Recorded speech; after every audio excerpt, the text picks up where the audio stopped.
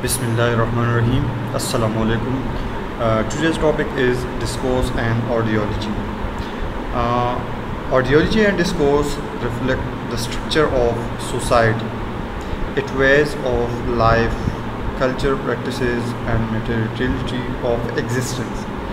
It means that it shows the existence of humanity in a society, and if a society there is kind of human being, they have an ideology, they have some kinds of ideas, and they follow such kinds of ideas, certain kinds of beliefs, values, norms, and they made their discourse under the structure of these ideas and these ideologies. So the concept of ideology is idea held in by social concept in everyday life. As Tony Tots says that an ideology is about the ideas held in common by social groups in their everyday lives. Mean that ideas are followed in a societies, it has been acted upon by societies in the form of beliefs, in the form of values, in the form of cultures, norms, and so on. And all these things are known as ideology. As it has been quoted in this text, that ideologies are belief about the social, economic, culture, political, or religious process in the society that they are held by a majority of people, and ideology forms the basis for these processes, and thus we often see that there is a practical existence of an ideology as much as there is an theoretical existence. But at the same time, one must keep in mind that an ideology may not always have a factual basis, as ideology is a perspective or simply a worldview. So you know that ideology is a kind of existence of human being in a society. It shows the existence. How it shows the existence of human being in a society? You know that if there is a society, in their society human beings live, and they have certain rules, norms, and beliefs, and they follow all these beliefs. So certain beliefs are not true on the base of truth. Certain beliefs are based on the you can say that some kinds of perception, some kinds of their mentality, level of mentality. And you know that the ideology of Pakistan is based on the Islam. The ideology of Pakistan totally reflects Islam.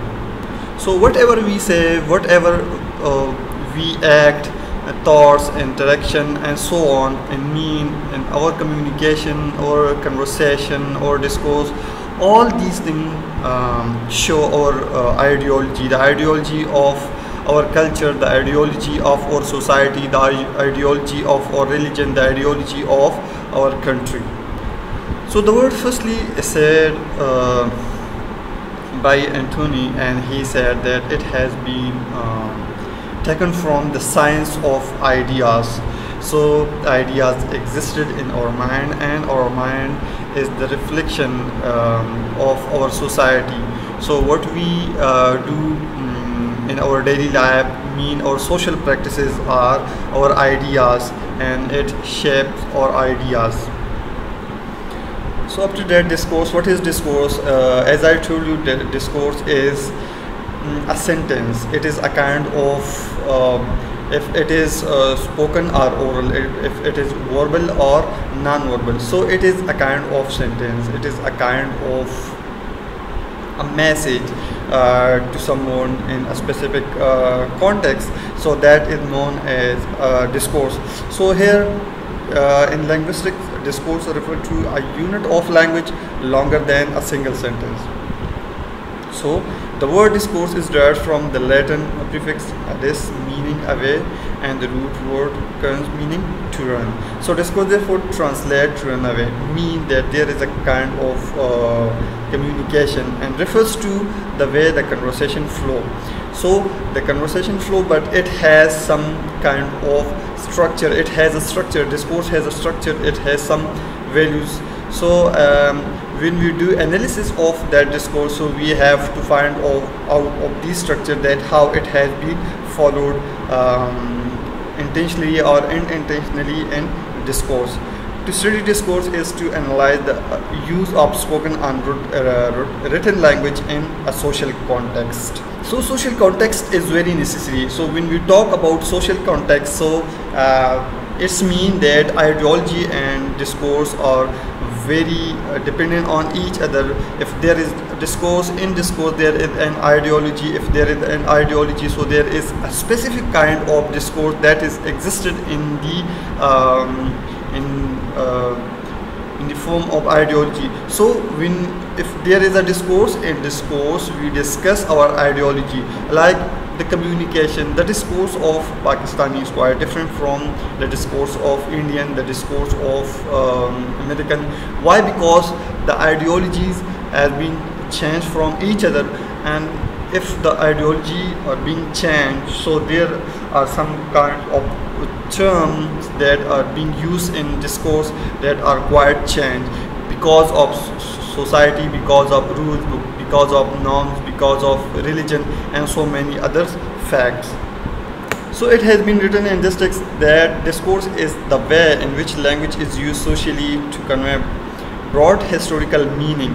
It is language identified by the social condition of its use. So we understand, we know the language by its use, and how we use, we understand the social condition of that language, that in which condition it has been used, by whom, with whom. Why? Because as I told you that it changes from person to person, personality to personality.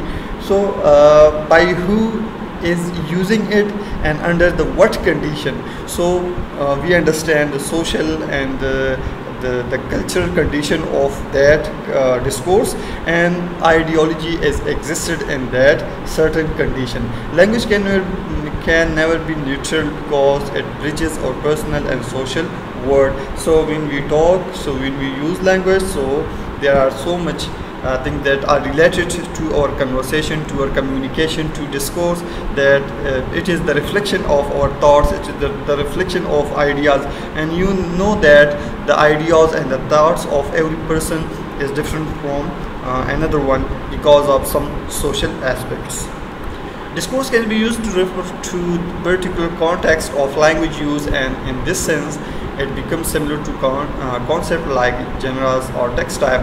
For example, we can conceptualize political discourse, a sort of language use and political context. So I told you that each and every field have their own discourse. Why? Because they have their own ideology, they have their own context, they have their own terminology, they have their own registers.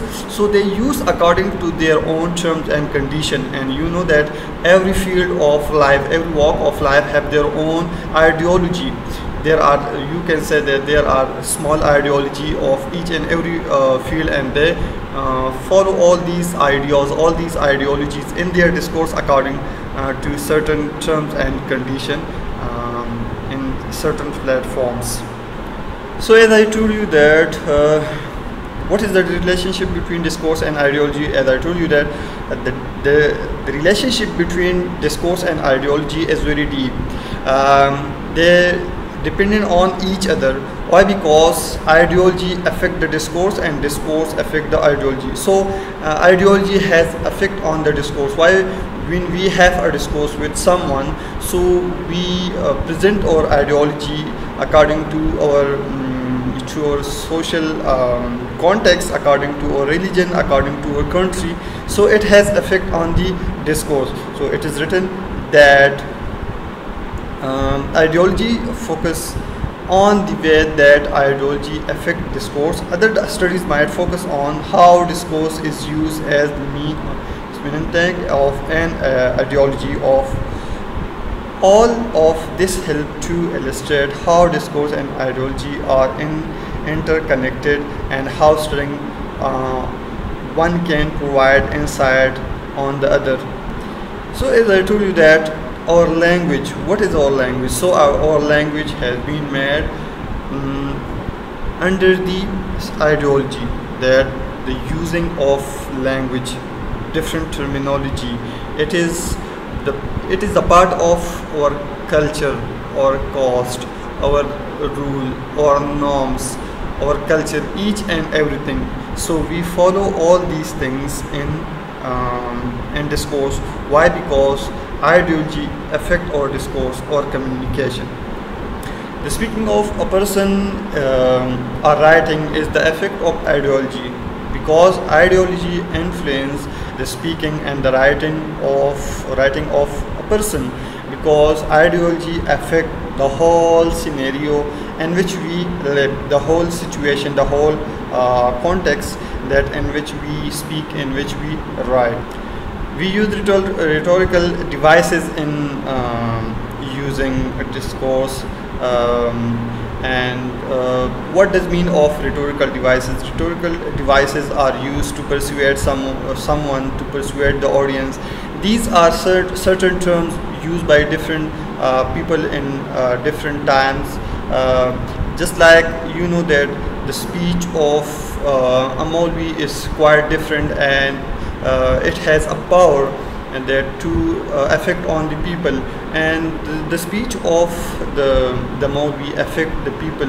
Why? Because the ideology of the Maulvis of very quite strong, because of our religious emotions, religious belief and religious thoughts. So from the very first stage it has been taught to us that the very first thing for us is our religion, and there should be no compromise about our religion. So that's why there is some kinds of persuasion. So if someone talks to us and a person use some kinds of references, some kinds of words, some kinds of other things from hadith, from Quran, so we understand it easily and we act on it very easily, because the person using the rhetorical devices in the communication, in the discourse.